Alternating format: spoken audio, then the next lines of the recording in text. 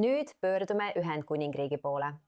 Teine portsjon dokumente, mis on seotud Lord Mandelsoni määramisega USA suursaadikuks, avaldatakse täna mingil ajal. See toimub ajal, mil ilmnevad uued paljastused tema seosest ja suhetest surnud süüdimõistetud seksikaubitseja Jeffrey Epsteiniga. Suundume nüüd Londonisse, kus meiega liitub I24 News Englishi korrespondent Jonathan Sacerdocci, et sellest lähemalt rääkida. See on selgelt suur ja murettekitav sündmus Ühendkuningriigis. Selgita, milles teda süüdistatakse ja milline oli tema seotus Epsteiniga.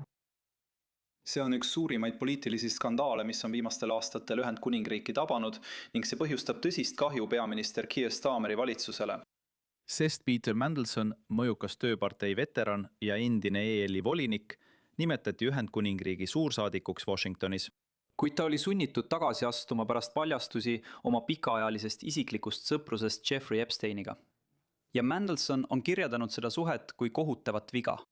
Ta jäi siiski Epsteiniga kontaktiga pärast viimase 2008 aasta süüdimõistmist seksuaalkuritegudes ning nende vahel olid ka rahalised sidemed, mis on nüüd avalikuks tulnud. Ta eitab kategooriliselt igasugust süütegu, kuid praegu uurib Metropolitani politsei teda võimaliku väärkäitumise tõttu avalikus ametis, mis on tema vastu väga tõsine süüdistus. Ja siin toimub suur failide lekkimine, sealhulgas isiklikud WhatsAppi vestlused Mandelsoni telefonist, mis võib olla väga piinlik, mitte ainult peaministrile ja Mandelsonile, vaid ka paljudele teistele, sealhulgas näiteks West Streetingule, kes praegu üritab Keir Starmerile vastu astuda tööpartei juhtimises ja seega ka riigi juhtimises. Sest on teada, et ta pidas Mandelsonit oma poliitilisel tõusul omamoodi mentoriks. Ja Mandelson on olnud tööpartei viimase ajaloos omamoodi kuninga tegija, seega võivad mõned neist sõnumitest samuti piinlikkust valmistada. Nii et ka, mida siis tead, sa võid, võib-olla ta oli seotud Epsteiniga ja mis siis? Ma arvan, et me suudame ise järeldused teha.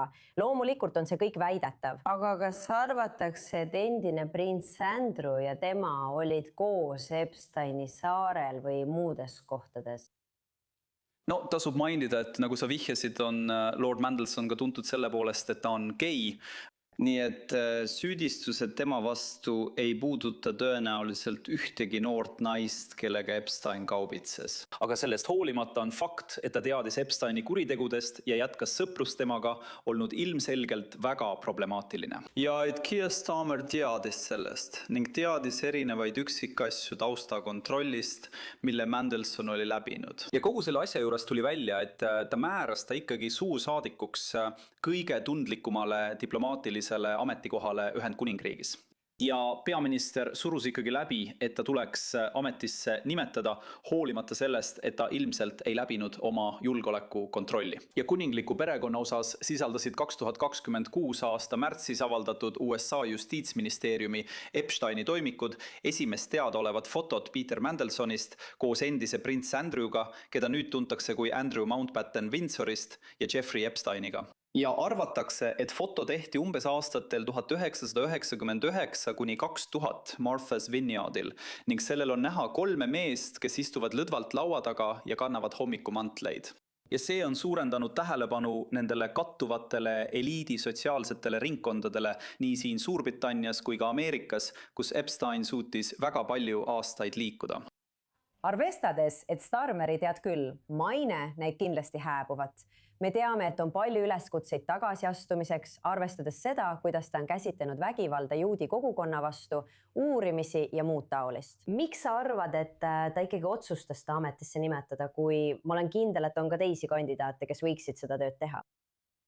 No, Starmer seisab silmitsi tugeva kriitikaga, mõned nõuavad nüüd tema tagasiastumist osaliselt nende Mandelsoni dokumentide tõttu, aga ka üldiselt, nagu sa mainisid, ta ei ole populaarne peaminister, pole seda olnud sellest päevast alates, kui ta ametisse sai, mis on üsna kummaline. Ta võitis tegelikult selle pärast, et oli alternatiiv konservatiividele, kes olid olnud võimul 14 aastat. Aga väga kiiresti pöördus valijaskond ja tegelikult ka paljud tema enda parteis tema vastu kohe pärast seda, kui temast sai peaminister. ja tead, mõned nõuavad nüüd tema tagasiastumist, sest need dokumendid näitavad, et ministrid ja ametnikud teadsid Mandelsoni seostest Epsteiniga ja mainekahju riskidest, kuid nimetasid ta sellest hoolimata ametisse. See suruti siiski kiiresti läbi ja paljud usuvad, et tegemist oli sõbramehe poliitikaga. Mandelson on pikaajaline Laboristliku partei siseringi liige ja mitme kõrge poliitiku mentor. Ja Starmer on nimetanud seda valeks otsuseks ning ütleb, et teda ei teavitatud riskidest täielikult.